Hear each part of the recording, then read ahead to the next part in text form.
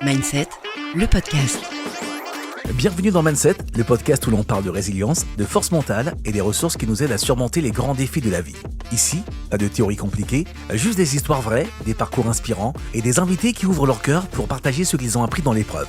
Je suis Kylian Akwabi et ensemble, on va plonger au cœur de ce qui forge un véritable mindset. Allez, c'est parti. Mindset, le podcast. Bienvenue dans Mindset, aujourd'hui on va parler de ces fameux moments où si on avait une machine à remonter le temps, on se demanderait qu'est-ce que je changerais, mais surtout est-ce que je ferais exactement les mêmes choses. Et pour nous parler de ces moments, l'autrice de One Week Story, Moira Sil, bonjour. Bonjour Kylian. Ça va bien ? Ça va bien, très bien, merci et toi ? Ça va, journée bien passée. Merci de faire partie de ces toutes premières personnes invitées pour ce podcast Mindset. Vraiment, ça fait plaisir. Et c'est un honneur pour moi, merci beaucoup. L'honneur, il est vraiment partagé. Et on va tout d'abord apprendre à vous connaître, Moira Sil, avec votre vie, votre vision de l'écriture, votre passion pour l'écriture, et également avec votre premier recueil, One Week Story. De quoi ça parle d'ailleurs ? Alors, One Week Story, c'est un recueil de 4 nouvelles, et chaque nouvelle est racontée par une femme qui va raconter sa semaine du lundi au dimanche. Donc, les 4 histoires sont complètement différentes les unes des autres. Mais on a toujours une femme audacieuse qui va surmonter des obstacles, qui va réussir à, ou pas, on va voir, à s'en affranchir et voilà, et qui raconte sa semaine vraiment en direct, comme elle le ferait à sa meilleure amie, par exemple. Oui, donc vous avez pris le parti de raconter l'histoire à votre façon, de votre point de vue. C'est facile de faire ça ? Alors c'est, je dirais, assez intrusif. C'est-à-dire que c'est facile dans le sens où c'est authentique, c'est moi. Là où ça l'est un peu moins, c'est qu'au moment de la diffusion, dans la mesure où c'est moi, ça veut dire que les gens ont aussi accès à moi. Oui, donc quelque part, on devient un peu plus visible. C'est ça, un peu plus visible et un peu plus transparent. Oui. Comment ça s'est passé, votre rencontre avec la littérature ? À quel moment il y a eu ce début d'histoire d'amour entre vous et la littérature ? Alors, j'ai toujours aimé lire. Toujours ? Oui, vraiment, aussi loin que je m'en souvienne, j'ai toujours aimé lire. Et j'ai ce souvenir, lorsque j'étais plus jeune qu'à mes anniversaires, mes amis m'offraient déjà des livres à ces occasions parce qu'ils savaient que j'aimais lire et ma famille également. Et c'était vraiment les plus beaux cadeaux qu'on pouvait me faire. Et c'était d'ailleurs le seul moment où ma mère m'autorisait à veiller un peu plus tard quand elle savait que je voulais avancer dans un bouquin le soir. C'était vraiment le seul moment où elle m'autorisait à veiller un peu plus tard. Donc c'est quelque chose qui fait partie de votre vie depuis déjà de très nombreuses années. Mais entre aimer lire, entre passer du temps, des nuits à découvrir et à décortiquer les ouvrages, à quel moment on bascule en se disant « je vais écrire un livre » ? Alors très tard pour ma part, je ne me suis jamais sentie concernée par l'écriture parce que pour moi, il me semble que j'idolâtrais tellement justement ces personnes qui écrivaient et j'idéalisais aussi un petit peu leur pratique. Je ne m'imaginais pas être capable de faire la même chose. Donc c'est venu très tard pour moi le moment où je me suis dit écoute, tu peux écrire. Tu as peut-être des choses intéressantes à dire, peut-être que ce que tu peux raconter peut être intéressant pour d'autres personnes. Il y avait donc de la distance entre la vision que vous aviez des auteurs, de l'écriture, et ce que vous pensiez savoir faire ? Ah oui, complètement. Vraiment ? Complètement. Et petit à petit, dans mon parcours scolaire, j'avais des petits retours où on me disait que mon écriture était intéressante à lire, que c'était esthétiquement joli, agréable. J'ai un souvenir lors de la rédaction de mon mémoire. En fait, j'avais été absente durant toute l'année scolaire. J'avais suivi les cours à distance et n'ayant pas eu la trame pour rédiger le mémoire, je l'ai fait à ma sauce.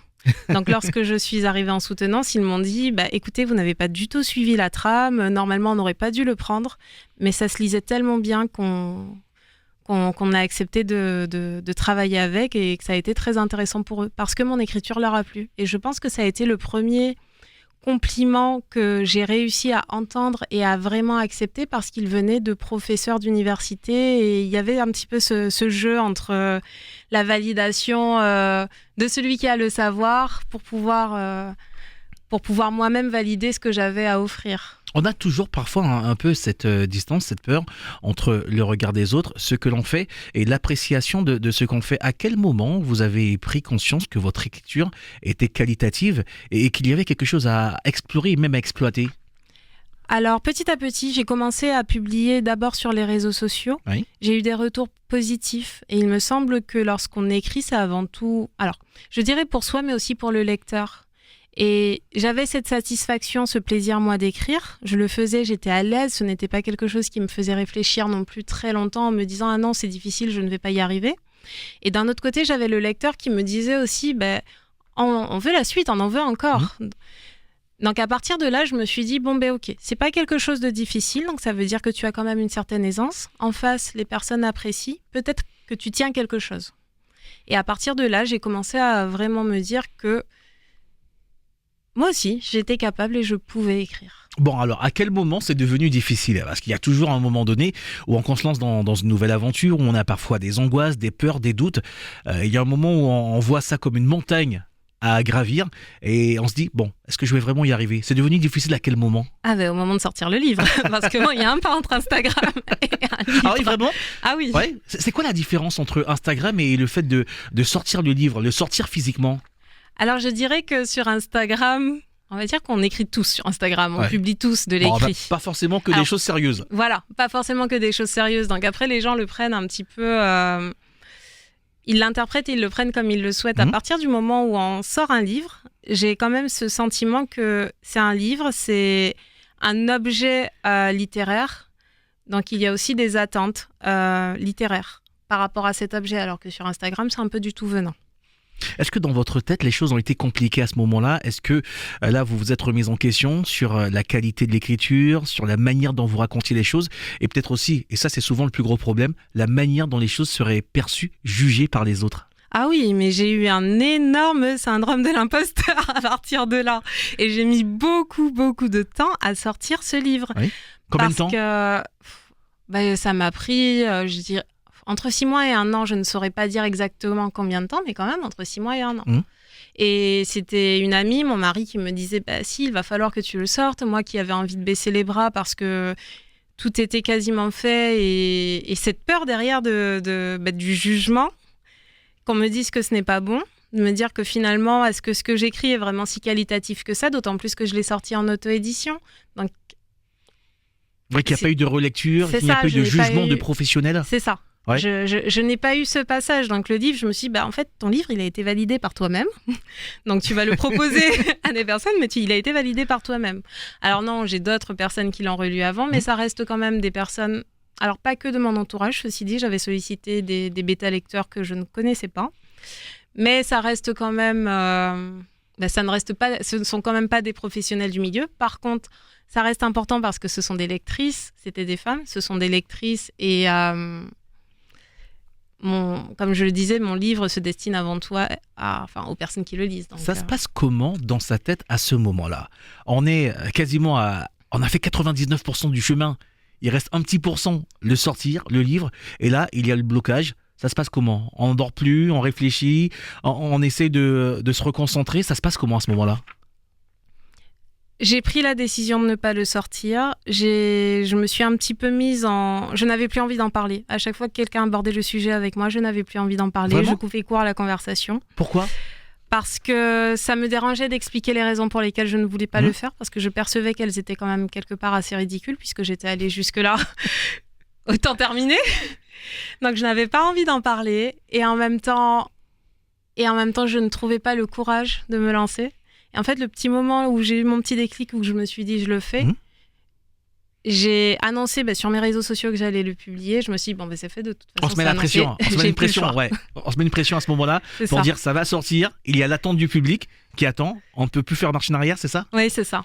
Est-ce que dans ces moments-là, il y a des moments qui vous reviennent en tête, moi et Racile, des anecdotes où vous vous dites finalement avec le recul, j'ai poussé le bouchon un peu loin ? Alors, alors des moments, j'en vois des moments, mais ça a été vraiment des moments au sein de la cellule familiale où je faisais des crises toute seule. Mais vous voyez le petit ange et le petit démon là qui se chamaillent et qui se disputent, et c'était moi. Et puis je faisais toutes les voix. Et je me revois en fait dans cette situation et ma famille autour de moi qui me regarde discuter avec moi-même, ne sachant pas quelle décision prendre. Est-ce que dans ces moments-là, on est obligé de développer une autre vision de soi-même, de créer d'autres ressources psychologiques, émotionnelles pour passer ce cap et se dire « Ok, j'y suis, il faut que j'y aille ». J'ai annoncé que le livre allait sortir et là, je dois quand même y aller et trouver de la sérénité pour aller jusqu'au bout de ce que j'ai envie de faire. Oui, j'ai fait un très gros travail sur moi à partir de là. Ça a été des post-it collés un petit peu partout chez moi, des mots d'encouragement, essayer d'identifier en fait tous les obstacles qui me dérangeaient pour pouvoir passer à l'action. Ça a été vraiment un très très gros travail sur moi-même pour pouvoir passer ce cap. Et ça m'a aussi énormément permis de grandir. Ouais. C'est-à-dire que grandit comment ? Je grandis parce que j'ai appris à mieux me connaître. Je sais jusqu'où je suis capable d'aller. Et ça me permet d'aller plus loin aussi dans mes capacités. Ça me permet aussi de dire stop, ok, là tu atteins tes limites. On va y aller plus doucement. On va y aller, mais on va y aller plus doucement. Et ça m'a permis d'apprendre à mieux me connaître et d'être peut-être...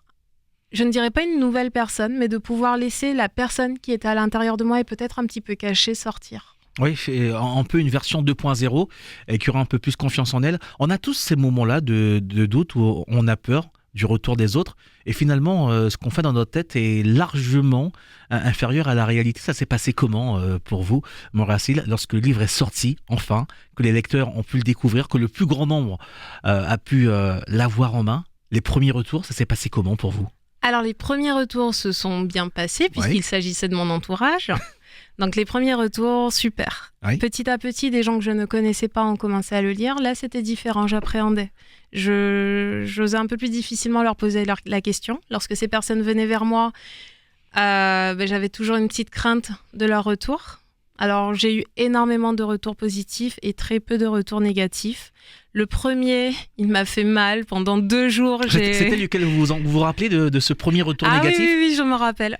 Elle m'a dit qu'elle trouvait que j'écrivais très bien, mais que les histoires n'avaient rien à voir les unes avec les autres, qu'elle ne comprenait pas pourquoi il n'y avait pas une ligne directrice entre les 4 histoires, que ce n'était pas assez travaillé au niveau de l'organisation, qu'elle aurait aimé que je produise un livre peut-être par saison ou avec un thème différent, ce qui était entendable tout à fait, mais qui n'était pas ma vision des choses à ce moment-là.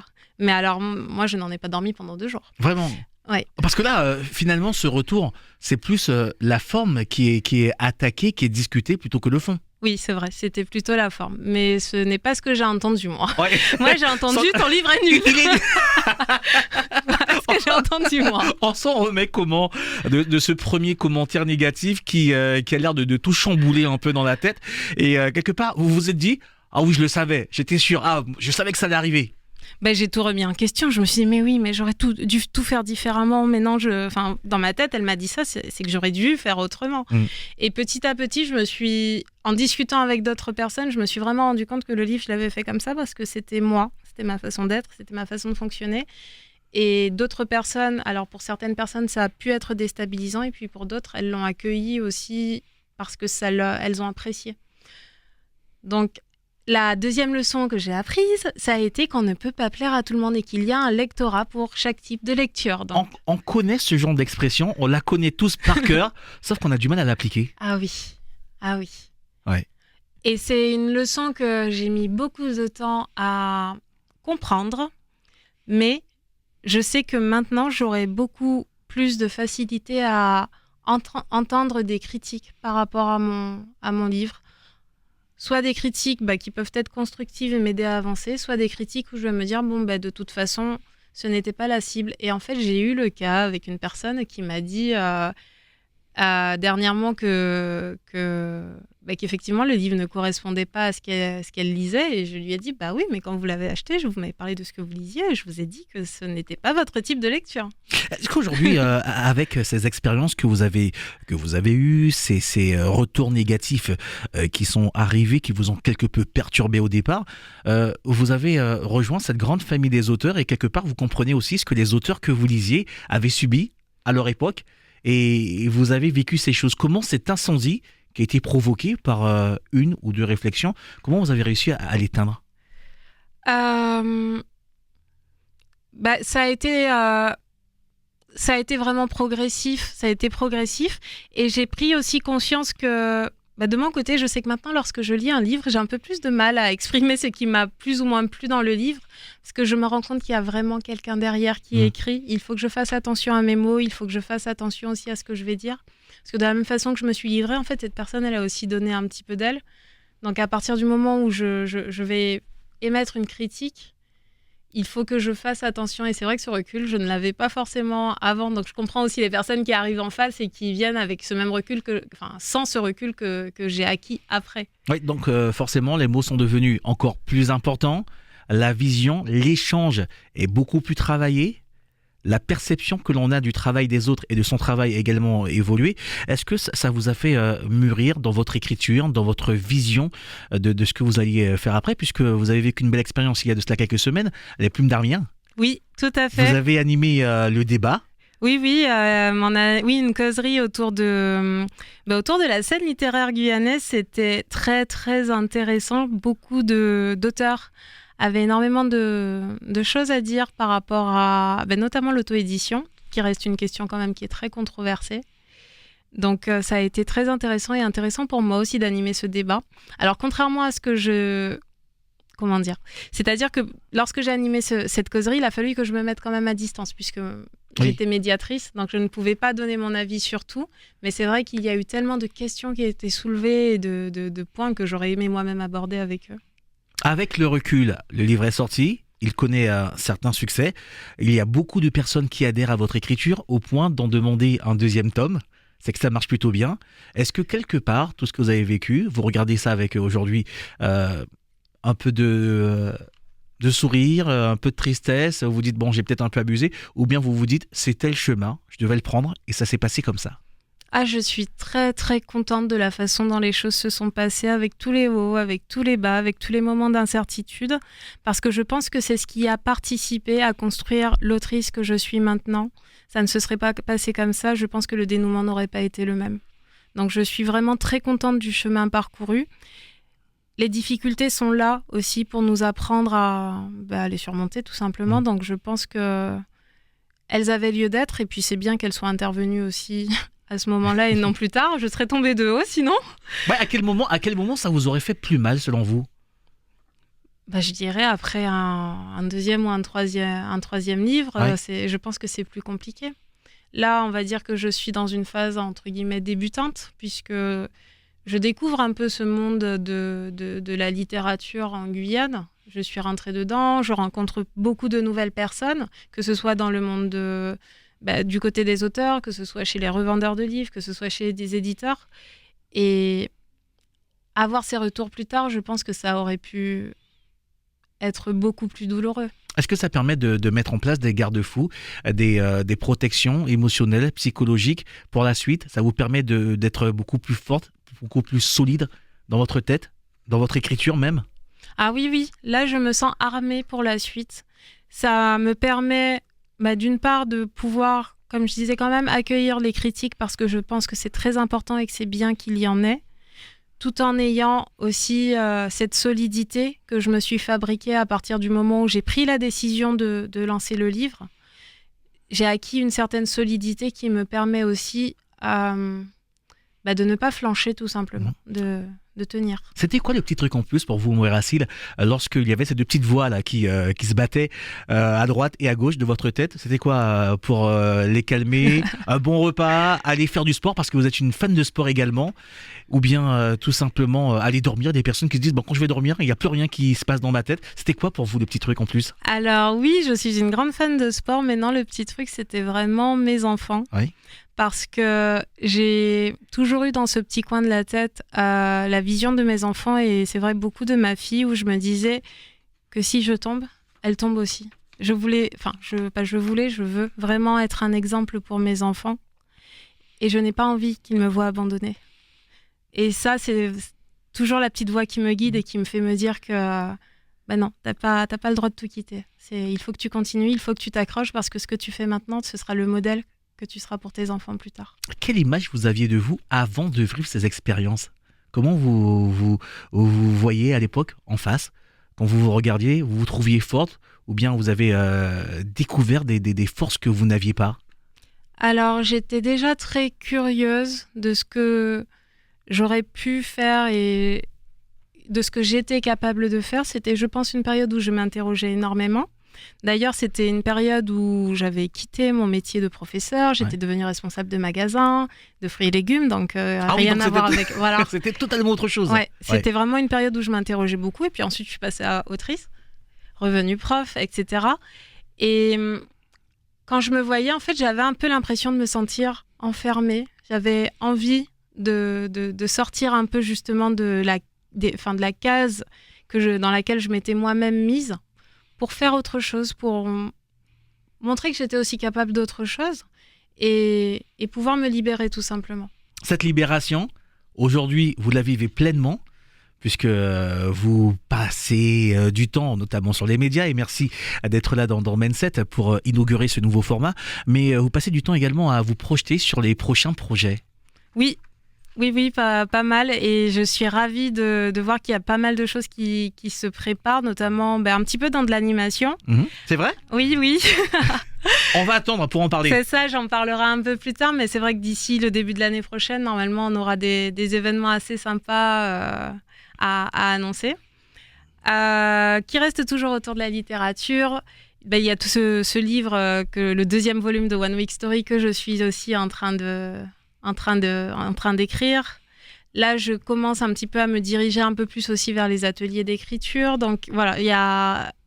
Là, oui, pour le coup, le papillon, il a ouvert ses ailes. Je sens que je peux faire des choses et je ne me prive pas de le faire. Et le papillon, visiblement, est parti pour voler très très haut. Si quelqu'un vient vous voir, Moira Syll, en vous demandant des conseils, un jeune auteur qui vient vous voir en vous disant « Moi, j'ai peur du regard des autres, j'ai pas envie de sortir mon ouvrage parce que je vais me faire démolir », vous lui diriez quoi aujourd'hui ? Je lui dirais de foncer, qu'en fait, il n'a rien à perdre. C'est-à-dire que là, il va sortir son ouvrage. S'il l'a écrit et qu'il a envie que des gens le lisent, il faut le proposer. Le lecteur s'en fera son avis. Il y a des gens qui vont aimer, il y a des gens qui ne vont pas aimer. Au pire, ce sera une critique constructive qui lui permettra d'avancer. Au mieux, tout le monde va adorer. Il n'a rien à perdre. Le mantra, votre mantra au quotidien, celui que vous utilisez, celui qui revient dans votre tête lorsque les choses deviennent un peu plus compliquées pour vous et qui ramène ce sentiment de sérénité, de calme. Je dirais que c'est qui ne tente rien n'a rien. Ah, c'est pas mal ça. Ouais. Vraiment. Il faut tenter selon vous. C'est ça, il faut tout tenter. C'est important de donner le meilleur, le tout pour le tout. Et après, on voit ce qui arrive. Mindset, le podcast. Merci beaucoup, Moira Syll, d'être venu dans Mindset. Je vous souhaite vraiment beaucoup de bonnes choses. On peut d'ailleurs retrouver votre ouvrage chez tous les libraires de Guyane. Alors, il y a la Casa Bulle et Enzo Bureautique pour le moment. Oui. Et on peut également vous suivre sur vos réseaux. On pourra avoir les dates de vos prochaines aventures parce qu'elles sont de très belles à venir. Oui, je publie tout. N'hésitez pas à me suivre. C'est moira.auteur. N'hésitez pas. Merci beaucoup d'être venu et merci à vous d'avoir pris le temps de découvrir ce nouveau podcast Mindset. Je vous dis à très bientôt pour un nouvel épisode. Mindset, le podcast.